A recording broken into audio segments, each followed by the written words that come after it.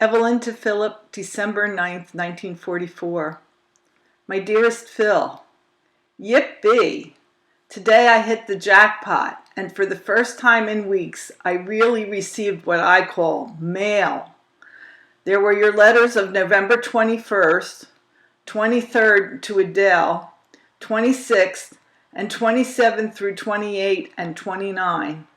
One contained the locket.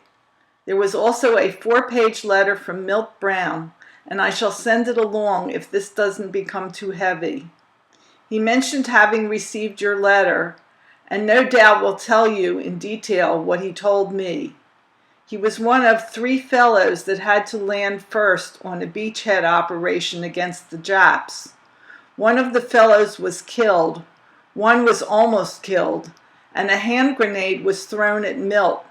Luckily, he only had small pieces of shrapnel in his left hand, which are healing and will leave no marks. The type is very clear, or hadn't you noticed? I cleaned the typewriter and put on a new ribbon before starting this, all for your benefit, my dear. And now to your letters. But wait, first about the locket. The locket arrived in excellent condition and is very, very lovely. I know full well just how much it means to you, sweet, but this may disappoint you a little. The locket, or heart, as you wish, and the chain are both too big for little Adele. I could have the chain shortened, but the heart is much too enormous for her. I realize it couldn't be made smaller due to the Air Corps insignia, so the only thing I can do is put it away for her. I can't help wondering where you got the lovely chain. You said Red made the heart. I didn't know you saw him that often. You may tell him for me that his hands are his fortune, and I only wish I were as capable with my hands as he is with his. It's a perfect heart shape. The one you sent me is smaller in size, and the insignia is smaller too. Perhaps you have some better idea. So give, honey. Thank Red for me, will you? And now to your letters. Wait a minute, I almost forgot to mention Adele's reactions. She took an immediate liking to the locket and wore it most of the evening. When asked who sent it to her, she replied, "Daddy, dear." She even kissed me, as you asked her to. She listened as I read the letter to my mother, and when I read "Kiss Mommy," she immediately accommodated you. On the mouse, too. So much for the locket. There are many of your letters missing. Both Ethel and I are waiting patiently for the letter in which you describe your meeting with Harry, but nothing doing yet. When I called Ethel this evening, I learned something you may know, that Harry is now in France. Looks like you caught him just in time. Seems like you're the only one left in England. Your letter of the 21st informed me that you had received Lil's package. Glad you're so thrilled with the contents, and hearty appetite. If you'd like any item duplicated, you merely have to ask. You asked me in this one how Adele knows enough to say Mommy wants you. I keep telling her to tell Daddy to come home. Mommy wants him. I liked your ending of constantly. Very nice. Need I comment on the letter to Adele? In a word, it was beautiful. Yours of the 26th was short and sweet because you hadn't received any mail from me. You were full of ideas in this one. The letter of 27/28 contained the information I had been waiting for most impatiently. I have quite a bit to say in retaliation. When I said a very definite no to your post-war plans, it wasn't that I'm not interested. I'm very interested, for I've told you many times that I'd much rather have my own business than be employed by anyone. Naturally, I exaggerated when I said I detected a million flaws, but there are many. When I picked on sleeping in boarding houses with Adele, it wasn't because you cannot count on me when it comes to putting up with discomfort. I'll put up with a lot if I have to, and I've put up with a lot during my lifetime. No, I'm not afraid of any hardship as long as I'm with you, but I cannot see dragging Adele here and there. I'll go anywhere, anytime, no matter what the obstacles, but Adele stays put, even if it means leaving her with my mother. That too would depend, page 2, on our mode of travel and whether or not we could afford to do it. Too many things concerning a child's life would enter into the picture, and that would have to be decided upon only at that time. Do you realize how distasteful it is to me to have to travel with her just to get a pair of shoes? And that's only here in the city. But so much for that. Where did you get the idea that the government would lend you something like $6,000 without security as well as interest? You'll probably have to give an arm and a leg for security. I know very little about government loans, but from what I've read, I gather that much. In all probability, you'll have to put up something like 1/5 or more as a starter, or about $1,000 for $5,000. So you see, we'll be all tied up from the start, unless I manage to save a good deal more money in the coming months. I'm not against leaving my folks, but I wouldn't want to be away from them indefinitely. And unless we could see our way clear to visiting Philly from time to time, I could not see leaving for another city as well as state. Traveling expense, such as that incurred when traveling from Philly to Denver and back, won't fit into any budget we may make, and wouldn't for a long time, till we had sufficient time to build ourselves up. It surprises me a bit that you would want to leave the family altogether, when on several occasions you've told me how lucky I am to have them around. One of your sentences, quote, "You must realize, sweet, that one does not get ahead without sacrificing something," end quote, surprised me too. What do you think I'm doing at the moment? Remember, besides missing you terribly, I miss Adele all day long. And if you want to say that it isn't necessary for me to work, don't. We've been all over that, and you know full well, even better than I do, how much more of a start we'll have if we can save a lot in the interim. Nor do I feel happy about breaking up a home that we both worked very hard to build. That hurts deeply. I know, darling, that there will be bad times as well as good ones, and you know full well that I'm with you anytime, whether good or bad. You call yourself a most unambitious fellow. That is one adjective I detest. I have no admiration for anyone who is unambitious. If one is full of life and the desire to live, he should be ambitious regardless of what his ambition may be. Surely you must feel ambitious about something other than attaining worldly goods for all of us, that you claim is my idea. I'd hate to think I had to talk you into attaining such things for Adele and myself, as well as for you. Aren't there any worldly goods you would like to have where you are concerned? Phil, do you remember how bitter I was when you first went into the army, and I had to have Adele? Raising her properly has been a tough job, and it's going to take a long time before I forget all those hurts and doing without.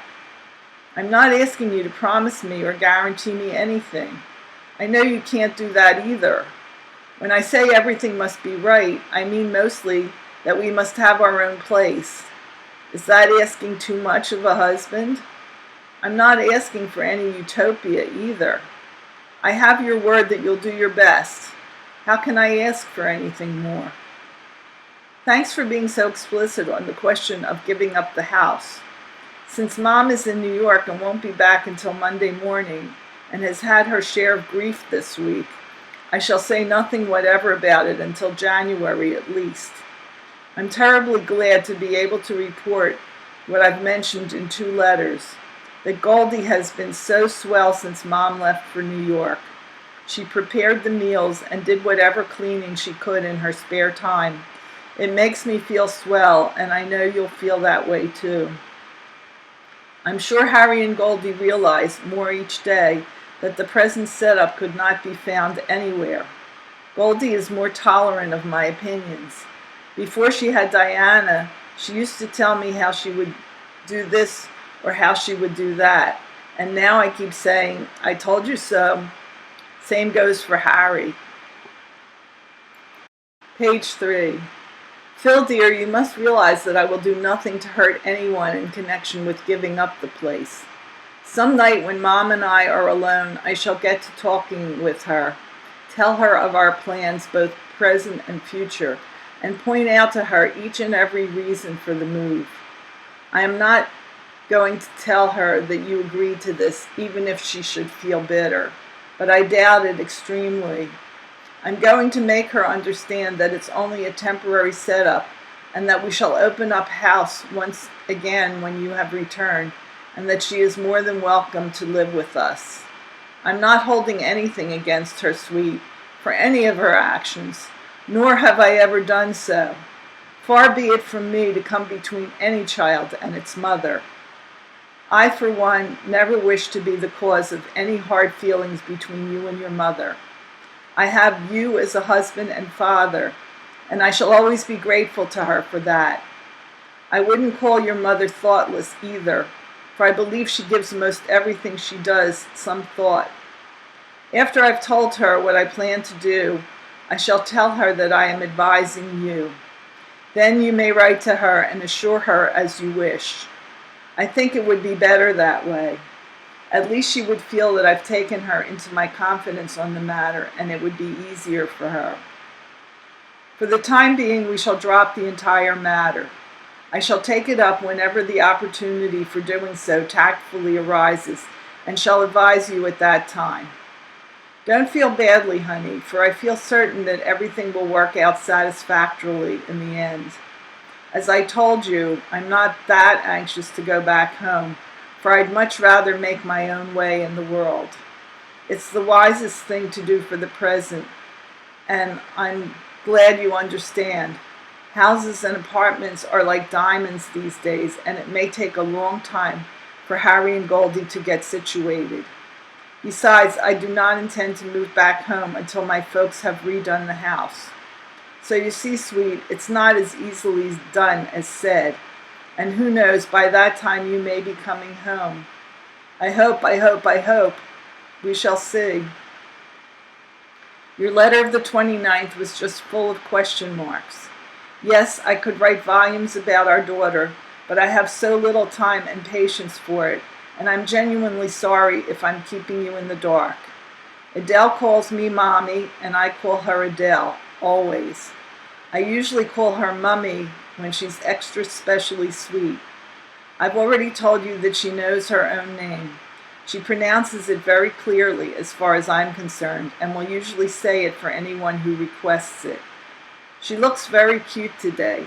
She's wearing her plaid cotton pleated skirt, the one Mrs. Bader made for her. A white blouse with little designs running down the front and puffed sleeves. She has a little red bow in her hair, and red and white socks and white shoes finish off the outfit. Her hair is parted on the left side and merely held off her face by the little red bow. In the morning, the first thing she usually does is ask to be taken to the bathroom to make sissy, or she orders me to "det up, Mommy." She doesn't know how to pronounce her G sound. Adele puts her dolly in the doll carriage and wheels her about, reads a book, opens all the drawers and closet doors, plays with her blocks, builds them up and throws them down, or wheels the toy around, plays hide and seek, and today she did something new. She spread the joke papers on the floor, stretched out, and scanned them carefully. I pointed out such figures as Donald Duck, Mickey Mouse, etc., and that kept her occupied for a while. She particularly likes when Jack sits her on his shoulders, her feet around his neck, and sort of gives her a horseback ride. He holds her hands and bobs up and down, and she squeals with delight. The other day my mother went to the refrigerator to get a jar of beets and spilled half the jar.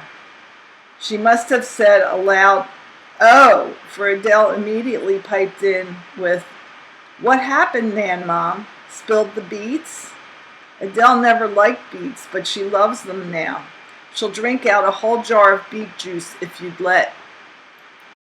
Page for her. Adele seems to be afraid of the dark, though I try hard to discourage it.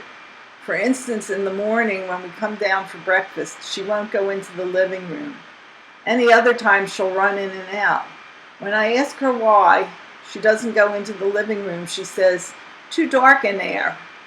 When I bring her home at night, she says, "Mommy, look at the moon and the stars."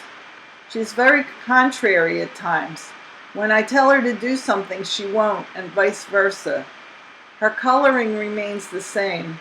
There is nothing whatever abnormal about her little legs.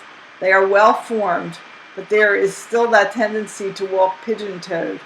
I suspect she thinks it's funny or cute or something, and does it on purpose. She's developing the habit of walking up and down the stairs without holding on. Big shot. And it makes me very nervous. I'm afraid I'll have to continue about Adele some other time, for my time is growing short and I have many things to do before the day is over. I bought Harry a lovely wallet for his birthday, and Adele gave it to him last night. It's made of naturally colored pigskin, has 4 celluloid picture cases, a change purse, a window for cards, etc., and a zipper that closes it on 2 sides. It cost $4.80 tax. He likes it very much. You can have one if you wish. How is the old wallet anyway? I've been interrupted a million times. Ruth has Adele out in the carriage for a few minutes, and I'm trying like mad to finish odds and ends. Sylvia, Milt's girl, just called and told me something very confidentially. Sid wrote her that he is coming home on furlough and doesn't want anyone to know just yet. It has to be passed by 3 boards, and he has already passed 2, and so doesn't want to spread anything around until he is positively sure. There's a catch. He'll have to go back when the furlough is over, but I think he should take it, for he has been away almost 2.5 years, and that's more than enough. Syl also informed me that Phil Strongman is home on furlough, so I guess he'll be around most any day now. I'm very surprised that he didn't even as much as call us as yet, but undoubtedly he's kept very busy and will get around to us eventually. And now, sweetheart, I'm going to kiss you soundly, hug you ever so tight, tell you just once more that I love you very dearly and that I am your Ev. Philip to Evelyn, 9 December 1944. Dearest darling, last night I was pulling my own CQ. I had just settled down to writing my daily stint when one of our officers came round with some work for me that killed the rest of the evening. That is why I couldn't write to you last night. This is the 3rd day running that I haven't had mail from you, Chippy, but I did get 2 lovely packages. One was Mom's, and it was very well received. Tuna and salmon are very welcome here, especially the tuna, which is impossible to procure, and the bag full of candy wasn't hard to take either. The other package was from the girls of the Label Bureau, and a swell bunch of stuff was contained therein. There was, first and foremost, a scrumptious yellow bowl pipe and 2 packs of Bond Street tobacco. Thank you for that, Chippy. Then there was toothpaste, toothbrush, Band-Aids, pipe cleaners, candy bars, chewing gum, shaving cream, Jergens lotion, and possibly other things that I can't remember. Yesterday I received the Christmas gift of the Wymans and Chases.